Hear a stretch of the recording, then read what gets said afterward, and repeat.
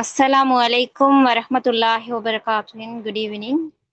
எங்களோட இலக்கணம் 3 month project கிளாஸ்ல இன்னைக்கு நாங்க பார்க்க போறது வாக்கியவியல் என்ற பகுதியோட ஃபர்ஸ்ட் ஸ்டெப்.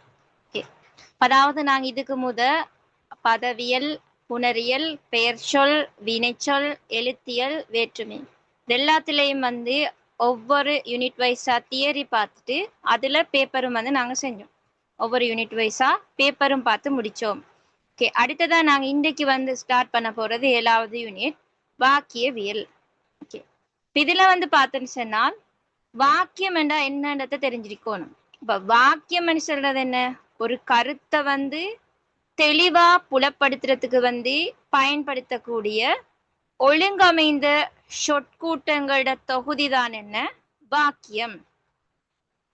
இந்த வாக்கியத்தை பார்த்தோம் அப்படின்னு சொன்னால் வாக்கியத்துக்கு கூறுகள் இருக்குது. வாக்கியத்துல கூறுகள்னு சொன்னால் அதுல எழுவாய், பயனிலை, செயற்பொருள் இதெல்லாம் வரும். ஒரு வாக்கியம்னு சொன்னால் என்ன? அதுல எழுவாயும் பயனிலையும் செயற்படு பொருளும் உள்ளடக்கப்பட்டிருக்கும். இப்ப இந்த வாக்கியத்துக்கு தான் உதாரணம் போட்டிக்குது. மாணவன் பாடம் படிக்கிறான். தமிழ் ஒரு செம்மொழி ஆகும். நாம் மரங்களை நட்டு பாதுகாக்க வேண்டும். இப்படி அதுல கூறுகளை உள்ளடக்கி எழுவாய், பயனிலை, செயற்படு பொருள் அதோட கொண்டு உருவாக்கப்பட்டதாக எங்களுக்கு இந்த வாக்கியத்தை பார்க்கலாம். இந்த வாக்கியம் பிரதானமா 2 வகைப்படுத்தப்படுது. வாக்கியம் பிரதானமாக 2 வகைப்படுத்தப்படுத்த பார்க்கலும். ஒன்று பொருளடிப்படையில பாகுபடுத்துறது. ஒன்று என்ன? பொருளடிப்படையிலான வாக்கியம். அடுத்தது அமைப்பு அடிப்படையிலான வாக்கியம். இப்ப நாங்க ஏ லெவல்ல என்ன கொஞ்சம் டீப்பா தெரிஞ்சிருக்கணும். இப்ப நாங்க ஓ லெவல் வரை படிச்சதுல நார்மலா இந்த வாக்கியத்துல தனி வாக்கியம், கூட்டு வாக்கியம், கலப்பு வாக்கியம் இந்த விஷயங்களை தான் தெரிஞ்சிச்சு. அதுலயும் இந்த வாக்கியத்தை 2ஆ வகைப்படுத்துற விஷயம் தெரிஞ்சுக்கணும். ஒன்று என்ன? பொருள் அடிப்படையில வாக்கியத்தை பாகுபடுத்துறது. அடுத்தது அமைப்பு அடிப்படையில பாகுபடுத்துறது. இப்ப பொருள் அடிப்படையில பாகுபடுத்துறது என்ன? 4 வகைப்படுத்தப்படும். பொருள் அடிப்படையில பாகுபடுத்துறது என்ன? 4 வகைப்படுத்தப்படுது. அப்ப அதுல ஒன்று என்னென்றால் கூற்று வாக்கியம். கூற்று வாக்கியம் அது பொருள் அடிப்படையில வகைப்படுத்துறதுல உண்டு. அதாவது அதுக்கு சொல்லு என்னென்றால் செய்தி வாக்கியம் சொல்லு. அதுக்கு என்ன சொல்லு? செய்தி வாக்கியம்.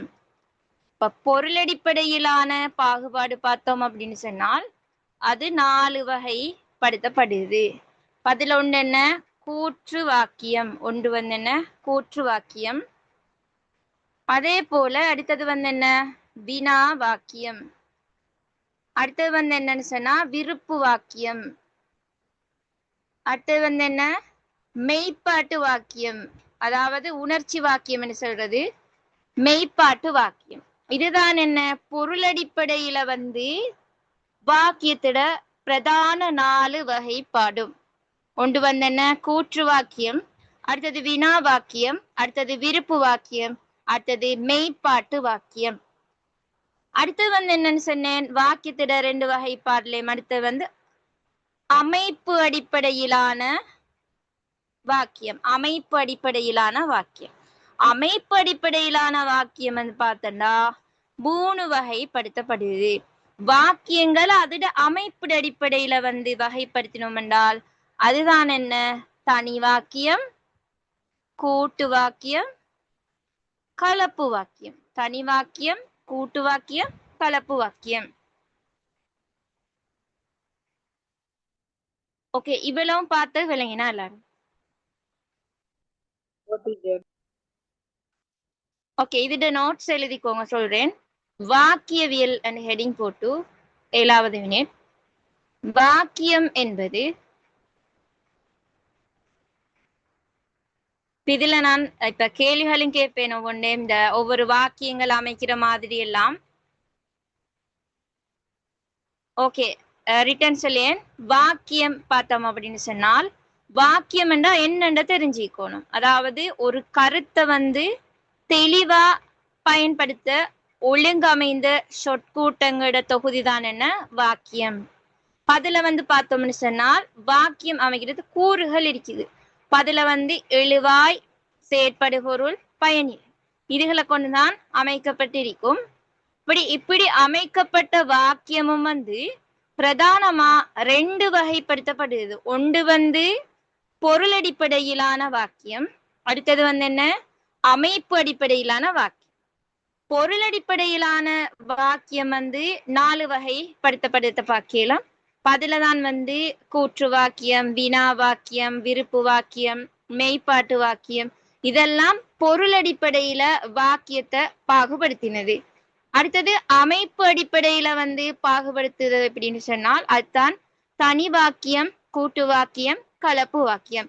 விவரத்துல வந்து எங்கட லெவல் சிலபஸ்லயும் டீப்பா வந்து நாங்க பார்க்க வேண்டியது வந்து இந்த அமைப்பு அடிப்படையிலான வகைப்பாட்டைத்தான். அதாவது தனி வாக்கியம் சொன்னா என்ன, அதுல உதாரணம் எப்பல கூட்டு வாக்கியம், கலப்பு வாக்கியம், இதுதான் எங்கட சிலபஸ்ல கொஞ்சம் டீப்பா இருக்குது.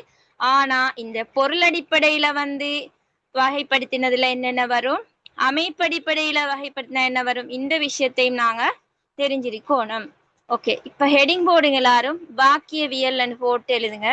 வாக்கியம் என்பது ஒரு கருத்தினை, வாக்கியம் என்பது ஒரு கருத்தினை தெளிவாக புலப்படுத்துவதற்கு, வாக்கியம் என்பது ஒரு கருத்தினை தெளிவாக புலப்படுத்துவதற்கு, தெளிவாக புலப்படுத்துவதற்கு பயன்படுத்தப்படுகின்ற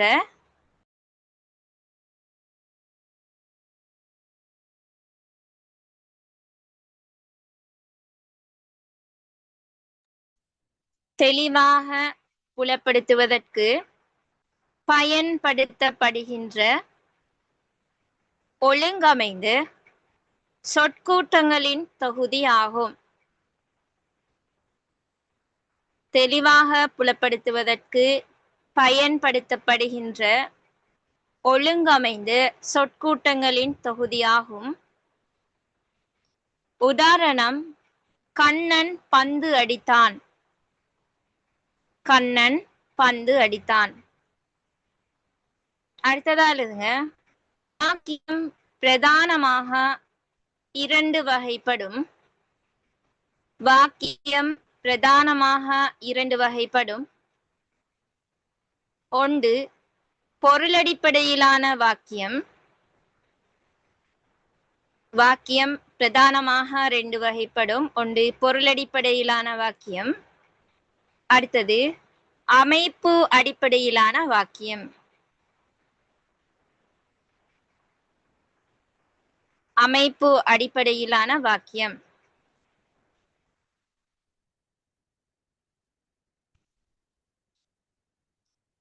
அதுல முதலாவதா ஹெடிங் போடுங்க, பொருள் அடிப்படையிலான வாக்கியம்.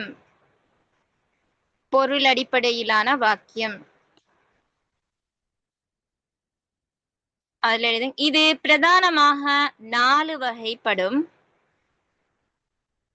பொருள் அடிப்படையிலான வாக்கியம் இது பிரதானமாக 4 வகைப்படும். அதுல ஒன்று கூற்று வாக்கியம். ஒன்று கூற்று வாக்கியம். 2 வினா வாக்கியம்.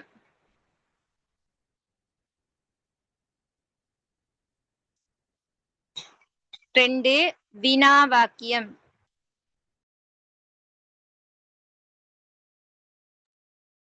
அடுத்தது வந்து விருப்பு வாக்கியம். அடுத்தது விருப்பு வாக்கியம். மெய்ப்பாடுன்னு சொன்னால் என்னத்த சொல்லு, மெய்ப்பாடு வாக்கியம் சொல்றது என்னத்த, மெய்ப்பாட்டு வாக்கியம் சொல்றது எதுக்கு, ஒரு உணர்ச்சியில சொல்றது. வெரி குட், உணர்ச்சி வாக்கியம். நாலாவதா எழுதுங்க, மெய்ப்பாட்டு வாக்கியம் அல்லது உணர்ச்சி வாக்கியம். மெய்ப்பாட்டு வாக்கியம் அல்லது உணர்ச்சி வாக்கியம்.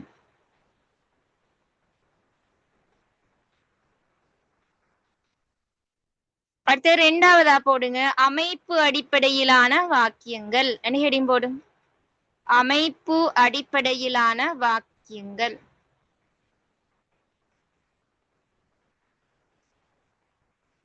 அமைப்பு அடிப்படையிலான வாக்கியங்கள்.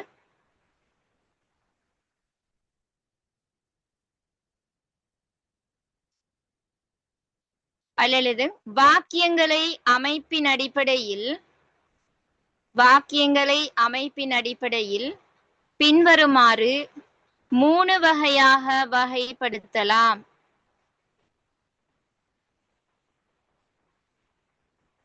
வாக்கியங்களை அமைப்பின் அடிப்படையில் பின்வருமாறு 3 வகையாக வகைப்படுத்தலாம்.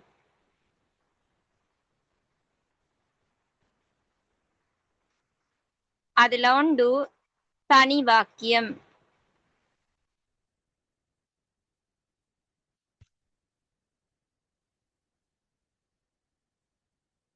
வாக்கியங்களை அமைப்பின் அடிப்படையில் பின்வருமாறு 3 வகையாக வகைப்படுத்தலாம். 1 தனி வாக்கியம், 2 கூட்டு வாக்கியம், 3 கலப்பு வாக்கியம்.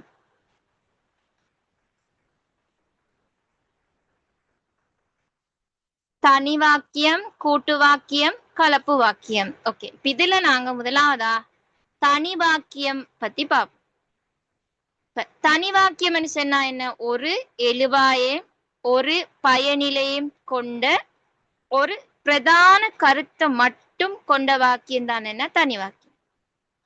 பின்ன வாக்கியத்தை நாங்க எப்படி இனம் காண்றேன்னு சொன்னா, இது தனி வாக்கியமா, இது கூட்டு வாக்கியமா, இது கலப்பு வாக்கியமா என்றதை நாங்க எப்படி இனம் காண்றேன்னு சொன்னால், அந்த வாக்கியத்துல ஒரு பயனிலை இருக்கும், அதே மாதிரி ஒரு எழுவா இருக்கும், ஒரு பிரதான கருத்து இருக்கும். அப்படி இருந்தால் அது தனி வாக்கியம். அப்ப அந்த தனி வாக்கியத்துக்கு ஒன்று சொல்லு, நாங்க ஒரு பேர் உண்டு, அது யாருக்கு தெரியும்? தனி வாக்கியத்துக்கு சமநிலை தொடர்ன்னு சொல்லு. சமநிலை தொடர்.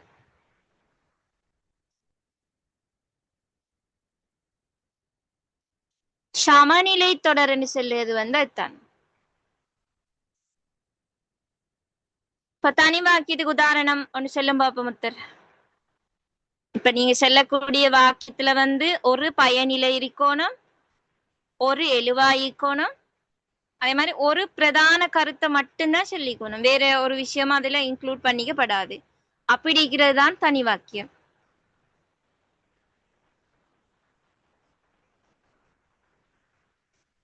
நான் உணவு உண்டேன். ஓகே, நான் உணவு உண்டேன்.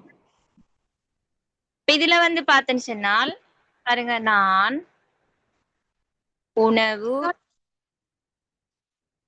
உண்டேன். ஓகே, இதுல உண்டேன், உண்டேன் என்றது என்ன? பயனிலை. பயனிலை. ஓகே, இப்ப நாங்க இந்த பயனிலை கிட்ட போயிட்டு நாங்க கேள்வி கேட்போம். யார் உண்டேன்?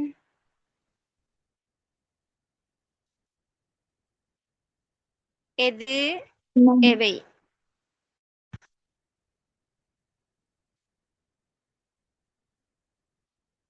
நான். அப்ப அப்படி வருகான் என்ன? எழுவாய். இந்த உண்டேன் கிட்ட போயிட்டு யாரை, எதை, எவற்றை, இந்த வேர்ட்களை நாங்க பிரயோகிக்கிய எதை இனங்காணத்துக்கு? யாரை, எதை, எவற்றை.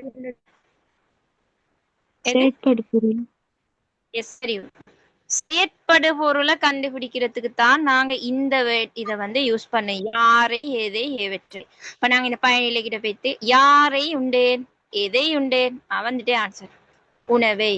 இப்ப இந்த வாக்கியத்தை பொறுத்தவரையிலே ஒரு எழுவாய் இருக்குது, ஒரு பயனிலை இருக்குது, ஒரு செயற்படுபொருள் இருக்குது, அதே மாதிரி ஒரு கருத்து தான் சொல்லப்பட்டிருக்குது. இப்படி இருந்தால் அது தனி வாக்கியம். மாதிரி கமலா புத்தகம் படித்தாள். இப்ப அதுல செயற்படுபொருள் இருக்குது, புத்தகம். எதை படித்தாள்? புத்தகம். அதே மாதிரி எழுவாய் இருக்குது, யாரு? கமலா. அதே மாதிரி படித்தாள். பயனிலை இருக்குது. ஓகே, தனி வாக்கியம் கிளியரா? இதுல என்ன சரி doubt இருக்குதா? Clear, teacher. Clear, miss. Okay, இதை எழுதிக்கோங்க எல்லாரும். தனி வாக்கியம் அண்ட் ஹெடிங் போட்டு சைட்ல பிராக்கெட்ல சமநிலை தொடர்ன்னு போட்டுக்கோங்க.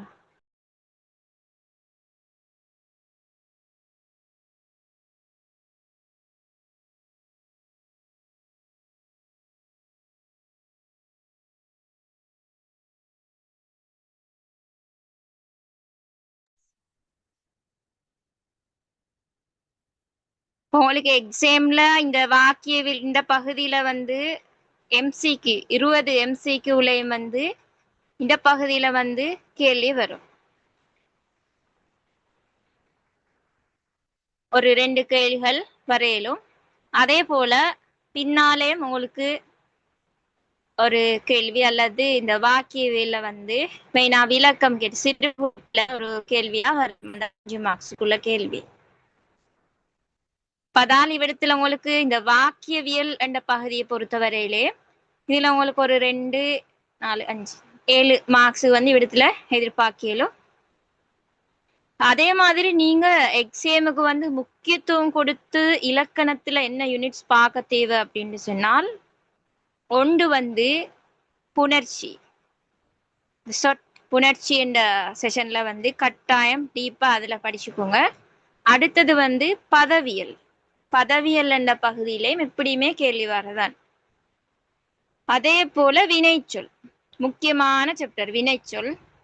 வினைச்சொல்ல நிறைய இருக்குது. வினைச்சொல் வகைகள் ஒவ்வொன்றாவும் டீப்பா அதுல பாத்துக்கோங்க. அதே மாதிரி இந்த வேற்றுமையில கேள்வி வரும். அதே போல பெயர்ச்சொல். பெயர்ச்சொல்ல ஒரு 2-3 கேள்விகள் வினைச்சொல்ல கூட வரும். அதோட இந்த புணர்ச்சி பதவியல்ல வரும். இப்படி இந்த பகுதிகள் எடுத்து கொஞ்சம் ஒவ்வொரு யூனிட்டா நீங்க எடுத்து படிச்சுட்டு, இப்ப நீங்க இலக்கணத்தை நீங்க தெளிவா படிக்கணும்னு சொன்னால் அதுல என்ன யூனிட் இருக்குன்றதை தெரிஞ்சிருக்கணும். இப்ப நிறைய பேருக்கு வந்து இதுல எத்தனை யூனிட் இருக்குது, இதுல எப்படி படிக்க விஷயம் தெரிய சும்மா நார்மலா ஒவ்வொன்றுல படிக்கிறது அப்படி வச்சுதான் நீங்க இதை படிக்கீங்க. அப்படி இல்லாம இலக்கணத்துல வந்து என்னென்ன யூனிட் இருக்குது என்னதை நீங்க ஃபர்ஸ்ட் தெரிஞ்சு ஒன்றுல எழுதணும்.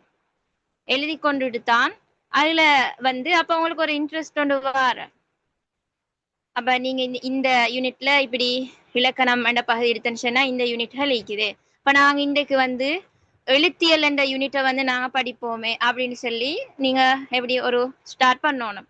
நீங்க எழுத்தியல் என்ற பகுதியை கிளியரா படிச்சுட்டு அதோட தியரிகளுக்கும் உங்கள்கிட்ட புக்கிக்கும் அதே மாதிரி அதுகளை எடுத்து பார்த்து படிச்சுட்டு இந்த இலக்கணத்துல எழுத்தியல் என்ற பகுதியிட பேப்பரை மட்டும் செய்யணும். அப்படின்றால் எல்லா கேள்வியும் செய்ய போறதில்ல. இப்ப நீங்க பாஸ் பேப்பர்ஸ் வந்து எடுத்து வச்சுப்பீங்க. இலக்கணத்தை பொறுத்தவரையில உங்களுக்கு வந்து எத்தனை வருஷத்துல பாஸ் பேப்பரும் செஞ்சு பார்க்கலும். இப்ப அதுல பார்ட் 1 தான் மாறின, பார்ட் 2 வந்து மாறல. அவ பார்ட் 1க்கு வந்து உங்களுக்கு 2004 இருந்தோம்னாலும் பேப்பர்ஸ் வந்து செய்யலாம். 2011 2010 இருந்தாலும் பேப்பர்ஸ் வந்து இலக்கணத்துல எடுத்து செய்யலும். முந்தைய நிலையத்துல இருந்து உங்களுக்கு பார்க்கல. 2008 இது எல்லாமே உங்களுக்கு பார்க்கல. அதுல வந்து எடுத்து நீங்க ஃபர்ஸ்ட்டுக்கு என்ன செய்யணும்னா எழுத்தியல் என்ற பகுதியை ஃபுல்லா படிச்சு முடிச்சுட்டு பாஸ் பேப்பர்ல எழுத்தியல்ல வந்த கேள்வியை மட்டும் தான் செய்யணும். செஞ்சுட்டு நீங்க கரெக்ஷன் பாரு அவங்களே கூடும், இலக்கணத்துல கூடும். அதே மாதிரி அதுக்கு அடுத்ததா வந்து முக்கியமா நான் படிக்கணும்னு சொன்னேன் இந்த புணர்ச்சி என்ற பகுதி. அப்ப அதுல வந்து நீங்க புணர்ச்சி என்ற பகுதியில தியரி நல்லா கிளியரா படிச்சுட்டு அதுக்கு பின்னால என்ன செய்யணும் என்றால் பாஸ் பேப்பர்ஸ் எடுத்து அதுல புணர்ச்சி என்ற பகுதியில வந்த கேள்வியை வந்து நீங்க செஞ்சு பாருங்க. அதுல மட்டும்தான், மத்தவங்களுக்கு நீங்க ஆன்சர் பண்ண போறது இல்ல. கொஞ்சம் எல்லாம் மியூட் பண்ணி வச்சுக்கோங்க. ஓகே, இப்படி வந்து அந்த பகுதியை மட்டும் ஃபுல்லா நீங்க எடுத்து படிச்சுட்டு அதுல உள்ள கேள்வியை மட்டும் பாஸ் பேப்பர்ல புணர்ச்சி என்றதுல வந்திக்கிற கேள்வியை மட்டும் நீங்க செஞ்சுட்டு அதை கரெக்ஷன் பார்க்கணும். அதுல கரெக்ஷன் பார்த்து எத்தனை வருது என்னத்தை பார்க்கணும். இப்படி நீங்க படிச்சுட்டு போனீங்கன்னு சொன்னா இலக்கணம் உங்களுக்கு கூட்டிக் கொள்ளையிலும். அதே மாதிரி இவ்விடத்துல இலக்கணம் வந்து குறைவா இருந்தா அதை கூட்டுறதுக்கு ஒரே வேலை பேப்பர் செய்யறதுதான். நீங்க தியரி மட்டும் படிச்சு அந்த கிளியர் இருந்ததுக்கு இலக்கண பகுதியில உங்களுக்கு ஒரு நல்ல ஃபுல் 20க்கு 20 மார்க்ஸ் வந்து எடுக்க கொஞ்சம் கஷ்டம். நிறைய பேருக்கு அந்த இலக்கண பகுதியில தான் குறைய வார மார்க்ஸ் ஒரு 12 அப்படி எடுக்கிறவங்க இருக்குது. இப்ப அவடத்துல வந்து நீங்க பேப்பர் ப்ராக்டிஸால தான் உங்களுக்கு இலக்கணத்தை கூட்டலும். அதுக்கு வந்து ஒவ்வொரு யூனிட் வைஸா நாங்க பேப்பர் செய்யணும். இப்ப நான் பொதுவா இந்த 3 மந்த் ப்ரொஜெக்ட்ல வந்து அப்படித்தான் செஞ்சுட்டு போறேன். ஃபுல்லா ஒவ்வொரு யூனிட் வைஸா இலக்கணத்துல அதாவது பேப்பர்.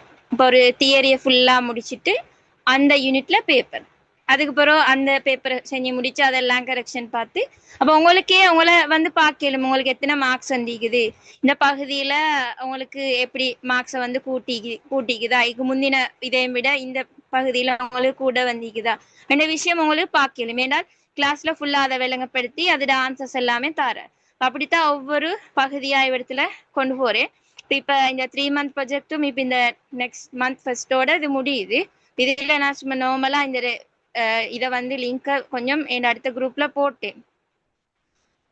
இப்ப இன்னைக்கு இந்த பகுதியும் முக்கியமன்றதால இதுல வந்து கொஞ்சம் லாஸ்ட் வரை இருங்க. மெயினான இந்த கூட்டு வாக்கியம் பாக்குற மாதிரி எல்லா விஷயங்களும் உங்களுக்கு சொல்லி தருவேன். ஓகே, அடுத்ததா இந்த இலக்கண பகுதியில் என்ன சரி டவுட் இருந்தால் அதை உங்களுக்கு போட்டு கேட்டுக்கொள்ளும். இலக்கண பகுதியில் என்ன சரி டவுட் இருந்தால் அதை உங்களுக்கு மெசேஜா போட்டு கேட்கலும். அதோட என்ன விஷயம் என்றால் அவங்களோட செமினார் ஒன்று அரேஞ்ச் பண்ணிக்குது. அது நீங்க ஃபுல்லா அவரத்துல கெட்டோன்னே இந்த 500 ரூபாய் அந்த செமினார். அப்ப அவரத்துல வந்து உங்களுக்கு 2 days சொன்னால் அதுல வந்து ஃபுல்லா கம்ப்ளீட்டா பார்ட் 2க்கும் இலக்கண பயிற்சி எல்லாம் அங்கே செய்வேன். அதால் அப்படி அதில் ஜாயின் பண்றவங்க இருந்தால் அவங்களுக்கு அதில் ஜாயின் பண்ணலும். அதே போல என்ன 7 days செமினார் ஒன்றும் நடக்குது. அது ஜூலை 20. அந்த 7 days செமினார்ல வந்து ஃபுல்லா பாட்டோட இலக்கண பகுதிக்கு 2 நாள், அதே மாதிரி அடுத்த பகுதிக்கு வந்து 5 நாள் எடுத்து ஃபுல் சிலபஸ் கவர் பண்ற மாதிரி தான் நான் செய்யறேன். ஃபுல்லா மார்னிங்ல இருந்தா எப்படியும் ஒரு 4 கிளாஸ் அப்படி போட்டு அந்த 7 நாளும் எல்லா யூனிட்டும் அந்த 7 days அதுலயும் அப்படி தெளிவண்டி இல்லாதவங்க இருந்தா ஜாயின் பண்ணிடும். அதோட இந்த 500 செமினார்ல வந்து ஃபுல்லா அவங்களுக்கு இப்பிக்கிற நாள் கொஞ்சத்தையும் பயன்படுத்தி நீங்க எப்படி படிக்கிறது, அதே மாதிரி எந்த படிக்கணும், அதோட எக்ஸ்பெக்டட் யூனிட்ஸ்ல அந்த கொஸ்டின்ஸும் சொல்லி தந்து அப்படி அந்த அந்த செமினார் போகும். அதுலேயும் வந்து ஒரு நல்ல ஒரு தெளிவான கிடைக்கும். சில பேருக்கு அந்த பேப்பர் இதுக்குள்ள நாங்க எப்படி ரெடி ஆகுது இந்த விஷயங்கள் ஒண்ணுமே தெரியும். ஆனா தமிழ்ல எங்களுக்கு ஒரு இதா படிச்ச மனுஷன்னா நல்ல லெவலுக்கு போய் அதனால அந்த விஷயம் எல்லாம் அந்த செமினார்ல உங்களுக்கு தெளிவுபடுத்துவேன்.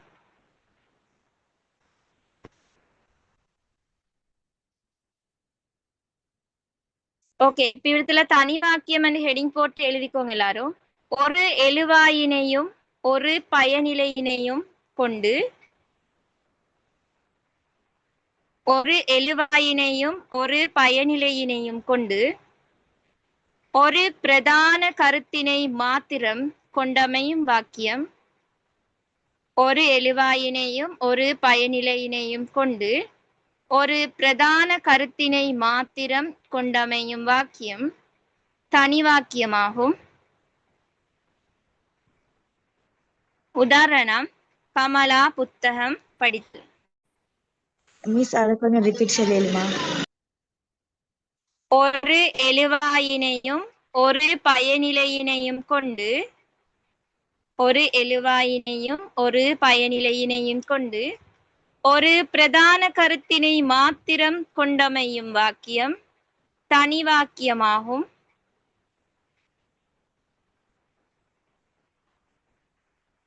உதாரணம், கமலா புத்தகம் படித்தாள். நான் கேட்கிற ஒரு உதாரணம் ஒன்று போட்டு இது வந்து நீங்க சொல்லும் பாப்ப தனி வாக்கியமா என்ன வாக்கியம்னு சொல்லி அப்படின்றால் உதாரணம் வந்து நானும் கமலும் நண்பர்கள். இது வந்து எதுக்குள்ள வரும்? கூட்டு வாக்கியம். கூட்டு வாக்கியம். கூட்டு வாக்கியம். எப்படி கூட்டு வாக்கியமாவது?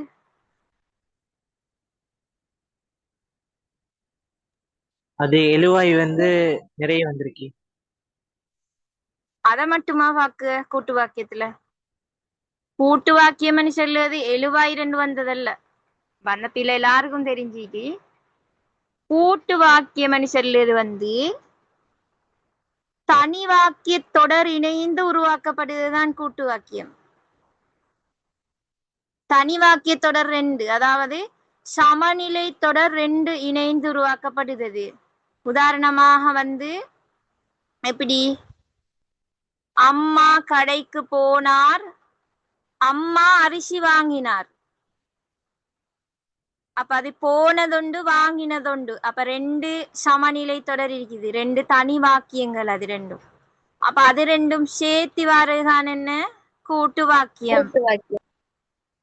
அப்ப நான் கேட்டது இவரத்துல நானும் கமலும் நண்பர்னு சொல்லி, இப்ப நானும் கமலும் அப்படி கடைக்கு போனோம் அப்படின்னு சொன்னால் நானும் கடைக்கு போனேன் கமலும் கடைக்கு போனேன்னு சொல்லிட்டு 2 பேரும் போனேன்னு சொல்லலும். ஆனா இப்படி இவ்விடத்துல அதெல்லாம் சொல்லப்படுது, நானும் கமலும் நண்பர்கள்னு தான் சொல்லப்படுது. அப்ப அதால் இது என்ன வாக்கியம்? தனி வாக்கியம். எஸ், ஒத்தர் போட்டிது, வெரி குட். தனி வாக்கியம்.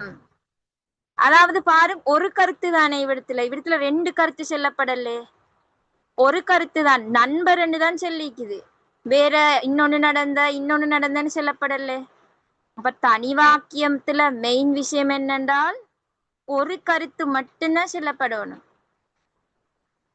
இவ்விடத்துல அப்படித்தான் நீக்கி நண்பர்ன்னு தான் சொல்லிக்கு, வேற ஒன்றுமே இன்னொரு விஷயம் சொல்லப்படலை. இன்னொரு விஷயம் சொல்லப்பட்டன்னு சொன்னா அது எங்களுக்கு கூட்டு வாக்கியத்துக்கு போயிடும். ஆனா இவ்விடத்துல அப்படி சொல்லப்படல.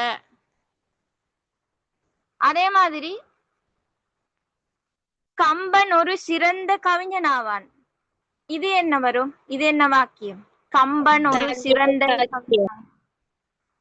எஸ், தனி வாக்கியம். அவரு கவிஞன் என்று தான் சொல்லிக்குது, மத்தபடி வேறொரு விஷயம் அங்கே சொல்லப்படல. ஓகே, இந்த பிள்ளை இன்னைக்கு நீங்கள் ஜாயின் பண்ணிலாட்டி அந்த நிறைய பேர் இப்ப சொன்னீங்க, அந்த பிள்ளை விடுவீங்க எல்லாரும் 2 இதுக்குதேன்னு சொல்லி அத என்ன செய்வீங்க, கூட்டு வாக்கியத்துக்குள்ள கொடுத்துடுவீங்க. கூட்டு வாக்கியம் சொல்லுவது என்னென்றால் 2 அல்லது 2க்கும் மேற்பட்ட 3 வாக்கியமும் சரி, நான் அதுவும் இப்ப அடுத்ததா உங்களுக்கு கிளியர் பண்ணுவேன். அப்படி தனி வாக்கிய தொடர்கள் இணைஞ்சு உருவாக்கப்படுவதுதான் என்ன கூட்டு வாக்கியமா. ஓகே, இப்ப தனி வாக்கியத்துக்கு உதாரணம் எழுதிக்கோங்க. தனி வாக்கியம் நாங்க விளக்கம் எழுதினா எழுதிங்க. ஓகே, உதாரணம் எழுதுங்க. கமலா புத்தகம் படித்தான், அதே மாதிரி இந்த உதாரணத்தையும் எழுதிக்கோ. நானும் கமலும் நண்பர்கள்.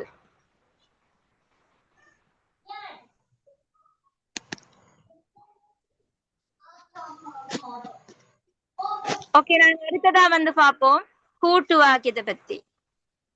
கூட்டு வாக்கியம் இதுக்கு எப்படி செய்யறேன்னு சொல்லி.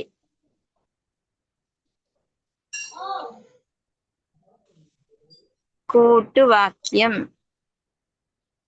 கூட்டு வாக்கியம் என்று சொன்னா 2 அல்லது 2க்கு மேற்பட்ட சமநிலை தொடர்களை கொண்டு உருவாக்கப்படுது. அதாவது தனி வாக்கியம் 2 இணைச்சி உருவாக்குறது தான் என்ன கூட்டு வாக்கியம்.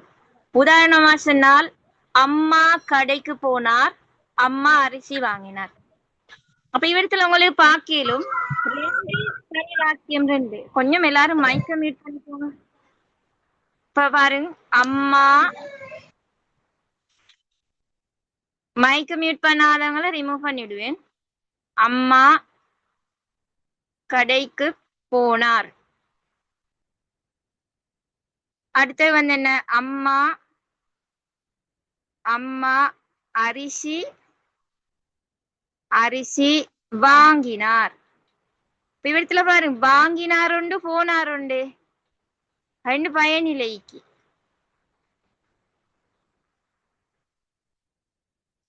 அம்மா கடைக்கு போனார், அம்மா அரிசி வாங்கினார், 2 பயனிலை இருக்குது இவ்விடத்துல பாருங்க. அப்படித்தான் ஒரு கூட்டு வாக்கியம் ஆகுது அப்படின்னு சொன்னால் இன்னும் பயனிலே இருக்கணும். காரணம் அந்த ரெண்டு கருத்துகள் செல்லப்பட்டிக்குது. போனதொண்டு வாங்கினதொண்டுன்னு செல்லப்பட்டிக்குது. நிப்பிடி ரெண்டு தனி வாக்கியங்களை இணைச்சி, ரெண்டு சமநிலை தொடர்களை இணைச்சி உருவாக்கப்படுவதுதான் என்ன? கூட்டு வாக்கியம். இப்ப அம்மா கடை போனார், அம்மா கடைக்கு போனார், அம்மா அரிசி வாங்கினார். ஓகே, அப்ப இது ரெண்டையும் சேர்த்தா எப்படி வரும் விடு? அம்மா கடை கடைக்கு அரிசி வாங்கினார். அம்மா கடைக்கு போய் அரிசி வாங்கினார். எஸ், அம்மா கடைக்கு போய் அரிசி வாங்கினார்னு தான் வரும். போய் அரிசி வாங்கினார். ஓகே, அடுத்தது வந்து இன்னொரு உதாரணம் தாரே. கண்ணன் கொழும்புக்கு போனான், மாலா கண்டிக்கு போனாள். ஓகே, இப்ப இது ரெண்டையும் சேர்த்து எப்படி எழுதுற? கண்ணன் கொழும்புக்கு போனான், மாலா கண்டிக்கு போனான். ரெண்டு பேரும் ஒரு இடத்துக்கு இல்ல. இவர் கொழும்பு பெத்திக்கு, மாலா கண்டிக்கு பெத்திக்குது. ஓகே, இப்ப இது ரெண்டையும் சேர்த்து எப்படி கூட்டு வாக்கியமா மாத்து? இன்னொருக்கா சொல்லுங்களேன். ஓகே, இத யாரு சொல்லுன்னு பாப்போம். கண்ணன் கொழும்புக்கு போனான், போனான். மாலா கண்டிக்கு போனாள். ஓகே, எப்படி இது ரெண்டையும் சேர்த்து எழுதுற? கூட்டு வாக்கியமா மாத்தி எழுதுற? கண்ணன் கண்ணன் கொழும்புக்கும் மாலா கண்டிக்கும் வச்சு போட்டு எழுதணுமா? எஸ், அதாவது என்ன இடைப்பிடை சொல் போடணும்? Very good. ஓகே, இப்ப எப்படி வரணும் ஆன்சர்? கண்ணன் கொழும்புக்கும் மாலா கண்டிக்கும் போனார்கள். ஓகே, இப்ப இதுல நான் இன்னொன்று தாரேன், இதுக்கு செல்லும் பாப்போம். அரசர்கள் அரசர்கள் வந்தனர். ஓகே, அரசர்கள் வந்தனர். அடுத்தது வந்து முனிவர்கள் முனிவர்கள் வந்தனர்.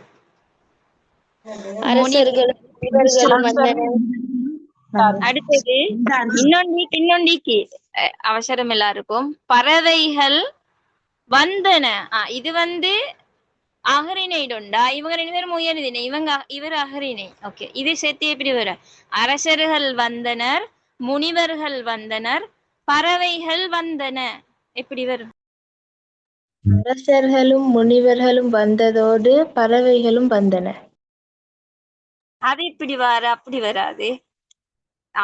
எல்லாத்துக்கும் தான் வர. அவங்க வந்ததோட பறவை வந்தால் அது எல்லாம் உசிரோ அந்த ஒரு உயர்திணையில செல்ற மாதிரி. அரசர்களும் முனிவர்களும் பறவைகளும் முடிவிக்கிறது எப்படி?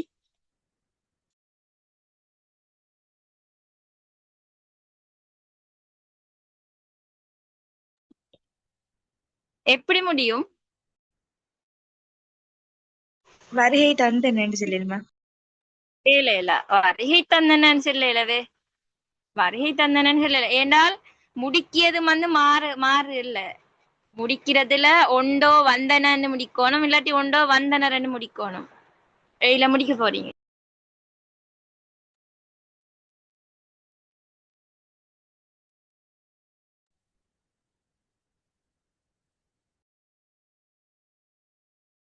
நான் வந்து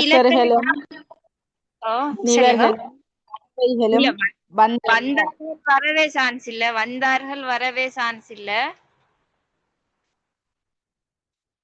ஏண்டா நான் இலக்கண கிளாஸ் வந்து ஸ்லைட்ல வந்து எல்லாம் எழுதினதை போட்டு விளங்கப்படுத்தாத ரீசனை தான், கேள்வி கேட்கணும் என்றதாலதான் நான் இப்படி போட்டு அதுல விளங்கப்படுத்தி எழுதி ஒவ்வொரு பகுதியும் செய்யறதுக்குள்ள ரீசன் அதுதான்.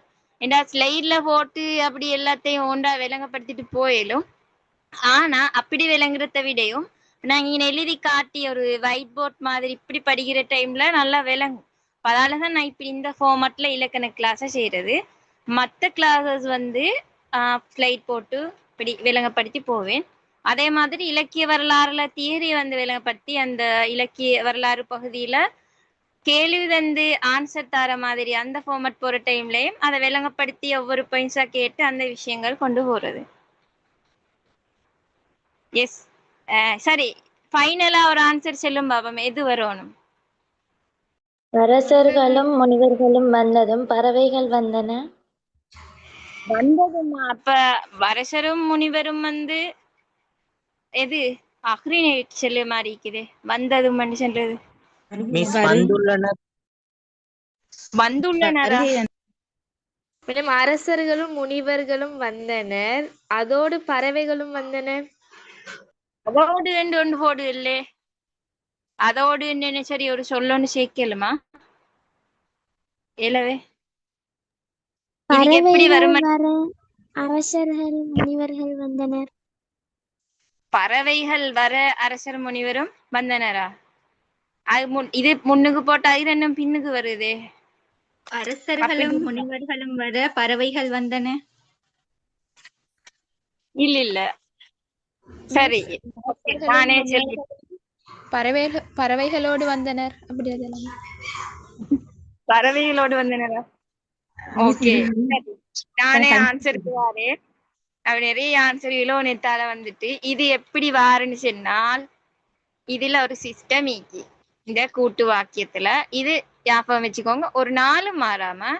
அதாவது ஒரு சொல் ஒரு 3 வாக்கியம் வந்தாலும் சரி, 4 வாக்கியம் வந்தாலும் சரி, 2 வாக்கியம் வந்தாலும் சரி, 5 வாக்கியம் வந்தாலும் சரி, அதுல ஆக கூடையா எந்த திணையில் இருக்குதோ, ஆக கூடையா எந்த திணையில் இருக்கிறோ அந்த திணையில தான் வாக்கியம் முடியணும்.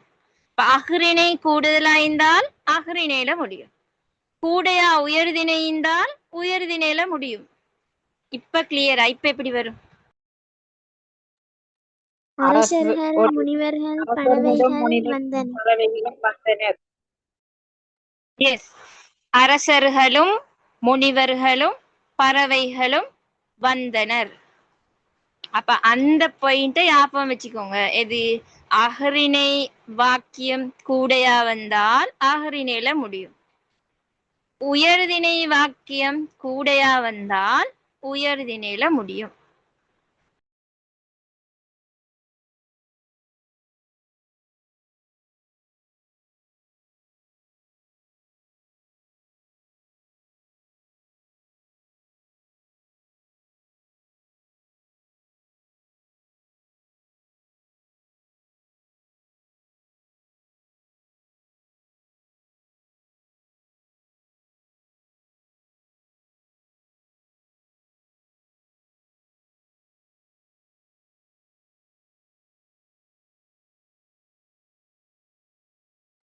இது எப்படி வரும்? ஆடும் மாடும் மனிதனும் வந்தது. அண்ணன் அண்ணன் சின்ன பிள்ளையன் விட்ட. இப்ப ஆடும் மனிதனும் ஆடு மாடும் வந்தது. இல்ல, கொஞ்சம் யோசிங்க. இப்ப நீங்க எல்லாரும் விளங்கினது சரி. இப்ப 2 பேரு, இப்ப ஆடு உண்டு மாடு உண்டு. அப்ப ஆடுன்னு சொன்னா வந்தது சரி. இப்ப ஆடோட மாடு மனச்சல 2 சரி. இப்ப வந்தனன்னு வரணும். ஓகே, அந்த பிள்ளை விட்டீங்க. வந்தனன்னு தான் வரும். வந்தது சரி. ஆனா இது எல்லாரும் சேரக்கிட்ட ஒரு மேல முடிக்கையிலவே பன்மேலதான் முடியணும் வாக்கியம். இவ்விடத்துல வந்து பார்த்தேன்னு சொன்னால் அஹ்ரின கூடையாய்க்குது, உயர்தின குறைச்சலு. அஹ்ரின கூடையாய்க்கித்தால் எங்களோட வாக்கியம் அஹ்ரினில தான் முடியும். அப்ப ஆடும் மாடும் மனிதனும் வந்தன. இப்ப இன்னொரு கேள்வி பார்ப்போம். இன்னொரு உதாரணம்.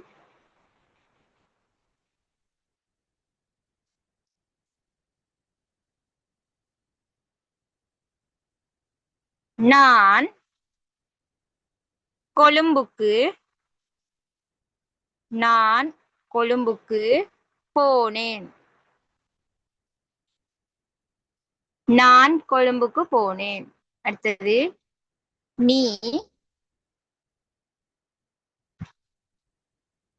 கொழும்புக்கு போனாய். போனேன் போனாய் என்றிக்கு. ஓகே, இது எப்படி முடியும்? முடிவு எப்படி வரும்? போனோம். போனோம். ஏன் அப்படி நானும் சொல்றீங்க எல்லாரும்? நீயும் கொழும்புக்கு போனோம். ஓகே, ஏன் போனோம்னு சொன்ன? பன்மேல வரணும் தானே. Yes, very good. தன்மையில பன்மையில வரணும். முடிவு முடிவு வந்து இது மேல் இருந்தாலும் முடிவு ரெண்டு பேராவே. அப்ப அதால தன்மை பன்மையில தான் முடிவு வரணும். தன்மை பன்மையில தான் முடிவு வரணும். இப்படி வந்தா தன்மை பன்மையில தான் முடிவு வரணும். நானும் நீயும் கொழும்புக்கு போனோம்.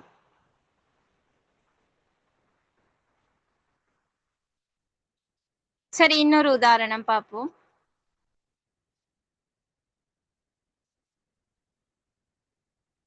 அப்பா அப்பா கதை சொல்வார். அப்பா கதை சொல்வார். அம்மா கதை சொல்வார். அப்பாவும் அம்மாவும் கதை சொல்வார்கள். முனிவர்கள். அப்ப அது முடியுது வந்து இதுல முடியுது வைத்து. இதுல வந்து ரெண்டு சொல்லையும் ஒரு மாதிரி வந்தால் ரெண்டு சொல்லிலையும் சொல்வார் சொல்வார் ரெண்டே முடிஞ்சிக்கு. அப்ப நாங்க முடிக்கிறதும் அதே சொல்லாதான் நீக்கணும்.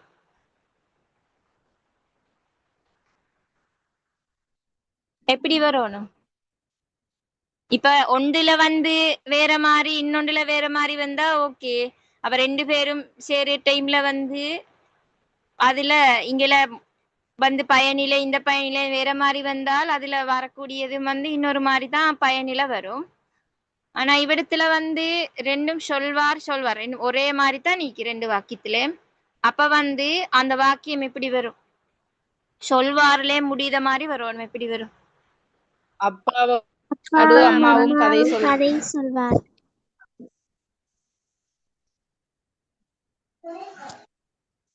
அப்பாவும் அம்மாவும் கதை சொல்வார். ஓகே, அதே பொருத்தம். அது இல்லாம வேறொரு இணைப்பிடை சொல்லன்னு யூஸ் பண்ணி எங்களுக்கு சேர்க்கலும். என்னது? அப்பா கதை சொல்ல அம்மாவும் கதை இல்ல, அதை இட பொருத்தமாய் கொண்டு அப்பாவுடன் அம்மாவும் கதை. ஆஹா இல்ல, அப்பா அல்லது அம்மா கதை சொல்வார்.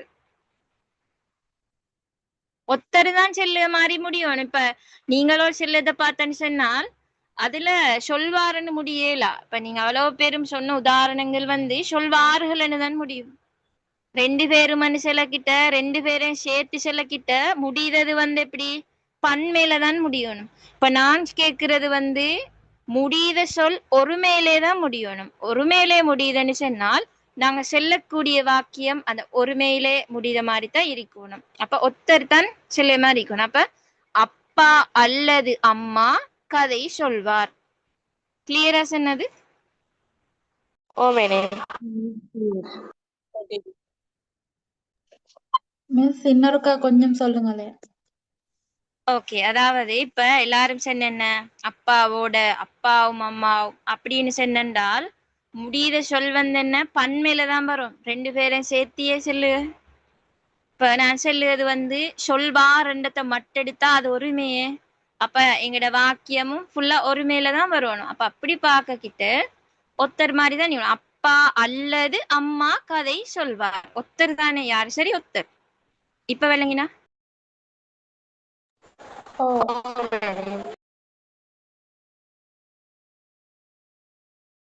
சரி, இன்னொரு உதாரணம் பார்ப்போம். லாஸ்டா ஒரு உதாரணம். இதோட நோட்ஸ் வந்து அடுத்த கிளாஸ்ல, அது பிரைவேட் கிளாஸ்ல தான் அது நடக்கும். ஆனா இவத்துல எல்லாம் விளங்கப்படுத்திட்டேன். அதை கிளியரா எல்லாரும் விளங்கி நோட் பண்ணி கொண்டா சரி. இதுல வந்து பார்த்தனால் இன்னொரு லாஸ்டா ஒரு உதாரணம். அப்பா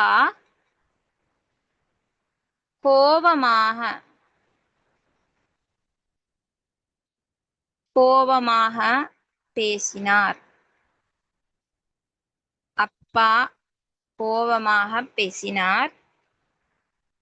அப்பா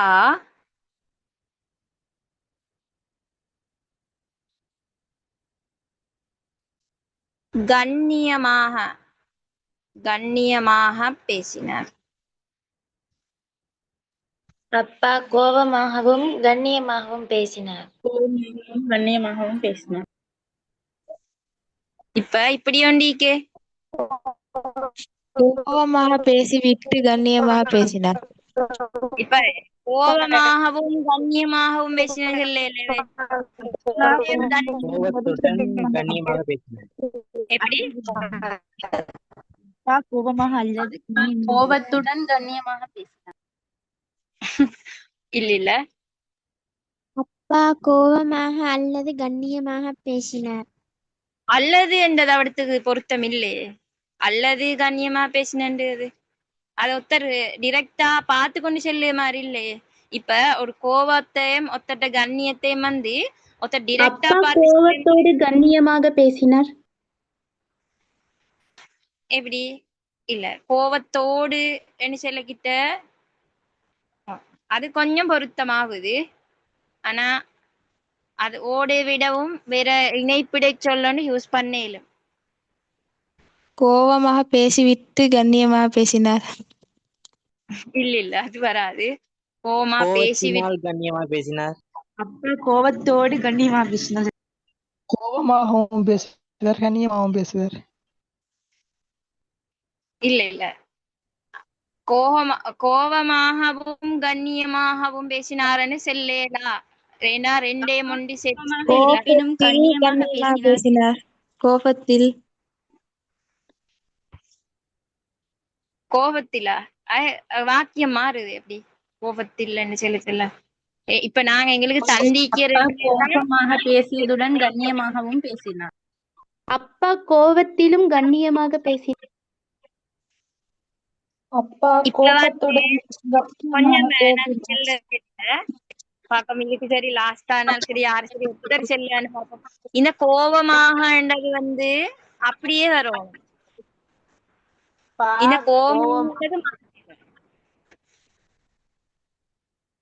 கோபமாகன்றது மாறேலா கூட்டு வாக்கியத்திலேயும் அப்படியே தான் வரும். அப்பா கோபமாக கண்ணியத்துடன் பேசினார். அப்பா கோபமாக கண்ணியமாக பேசினார். அப்பா கோபமாக அத்தோடு கண்ணியமாகவும் பேசினார். அத்தோடு என்றது போடலா. இந்த கோபமாக கண்ணியமாகன்றது அப்படியே வரும். கோபமாக பேசியதுடன் கண்ணியமாகவும் பேசினார். உம்மண்டு பேசியதுடன் கண்ணியமாக பேசினார். இல்ல கோபமாக கண்ணியமாக அப்படியே வரணும். அப்பா கோபமாக இருப்பினும் கண்ணியமாக பேசினார். இருப்பினும் வந்தது பொருந்தது கொஞ்சம். அதே இன்னொரு இணைப்பிடை சொல்ல ஆக பொருத்தமாகும். அப்பா கோபமாக இருந்தாலும் கண்ணியமாக பேசினார். இருந்தாலும் அதை விட கோபமாக இருந்தும் கண்ணியமாக இருந்ததால் கண்ணியமாக பேசினார். என்றால் பேசினார் என்று சொல்ல வந்து எடுக்கிட்ட ஏதோ ஒன்று நடந்த மாதிரிதான். அப்பா கோபமாக இருந்ததால் கண்ணியமாக பேசினார். அதை விட பொறுத்தது எப்படின்னு சொன்னால் நானே ஆன்சருக்கு வரேன். இவ்வளவு நேரமும் யாரு சொன்ன ஆன்சரும் கொஞ்சம் சிலது கொஞ்சம் பொருந்தது. ஆனா சரியா வந்து வரக்கூடியது வந்து சரி. அப்பா கோபமாக ஆனால் கண்ணியமாக பேசினார்.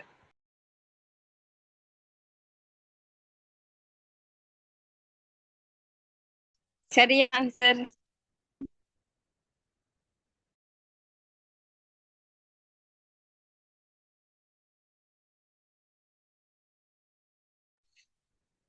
இவ்வளவு நேரமும் ஃபைட் பண்ணின எல்லாரும். ஆனாலும் ஆன்சர் சரியாவல் ஒத்தட்டு.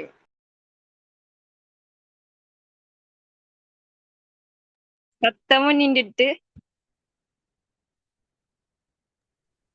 ஓம் டீச்சர் இவள் லேசானது பேசினா எல்லாரும் யோசிக்காங்க. இவ்வளோ லேசான உண்டு ஆனாலன்றதுண்டு போடாம இவ்வளோ யோசிச்சே அவ்வளவு வரும்.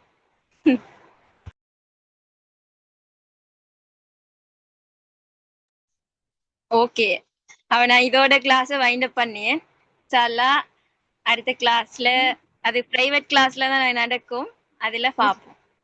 ஓ சொல்லுங்க. இந்த விளக்கத்தை மட்டும் சொல்லலுமா? வரை இலக்கணம். ஓகே, கூட்டு வாக்கியம் வந்து இரண்டு அல்லது இரண்டுக்கு மேற்பட்ட, இரண்டு அல்லது இரண்டிற்கு மேற்பட்ட சமநிலை தொடர்கள், இரண்டு அல்லது இரண்டிற்கு மேற்பட்ட சமநிலை தொடர்கள் அல்லது தனிவாக்கிய தொடர்கள் இணைந்து உருவாக்கப்படுவது, தனிவாக்கிய தொடர்கள் இணைந்து உருவாக்கப்படுவது கூட்டு வாக்கியமாகும்.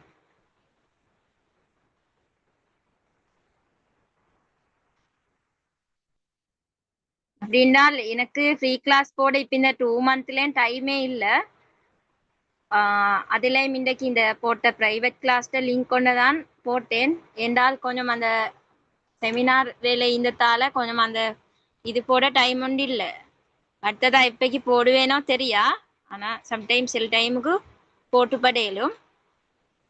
அதே போல அப்படி அவங்களுக்கு ஜாயின் பண்ண தேவையான உங்களுக்கு கண்டினியூ பண்ணேலும் 3 month ப்ராஜெக்ட் இது இலக்கண கிளாஸ்ல இப்பயும் ஜாயின் ஆவேலும். ஃபர்ஸ்ட்ல இருந்து எல்லாத்திடையும் ரெக்கார்டும் அதோட டிப்ஸும் மீக்குது அவங்களுக்கு எடுத்துக்கொள்ளலும்.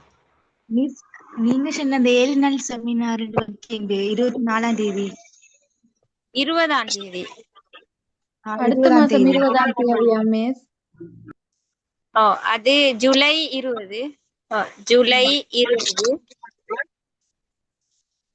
7 days. அப்ப இந்த 24 சொன்னீங்க இல்லையா?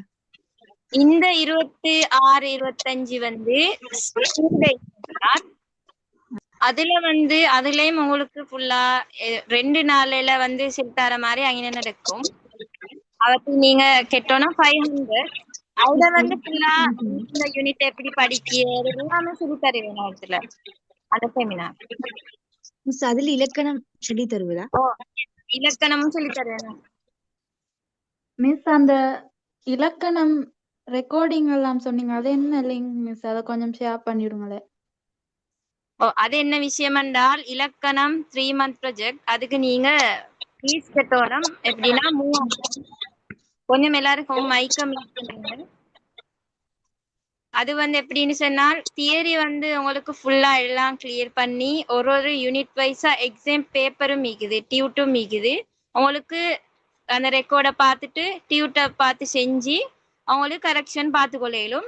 8 யூனிட்ஸ் டைம் டியூட்டும் மீக்குது, அதாவது யூனிட் வைஸா எக்ஸாம் பேப்பர். அதே போல அங்கெல்லாம் தியரி கிளாஸ் செஞ்சு ரெக்கார்ட் அதை பார்த்தீங்களா, இதை பார்த்து கிளியர் பண்ணிக்கொள்ளையிலும். ஃபுல்லா டோட்டலா டியூட்டுக்கும் சேர்த்து ரெக்கார்டும் சேர்த்து எல்லாமே 3000 கட்டினா டோட்டலா எல்லா யூனிட்ஸையும் எடுத்துக்கொள்ளிடும்.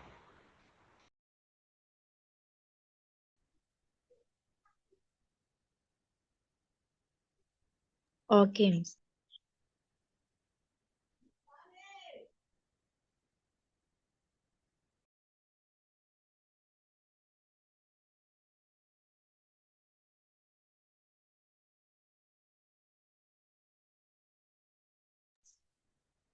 ஓகே, அப்ப நான் இதோட கிளாஸை வைண்ட் அப் பண்ணேன். அஸ்ஸலாமு அலைக்கும் வரஹ்மத்துல்லாஹி வபரகாத்துஹு.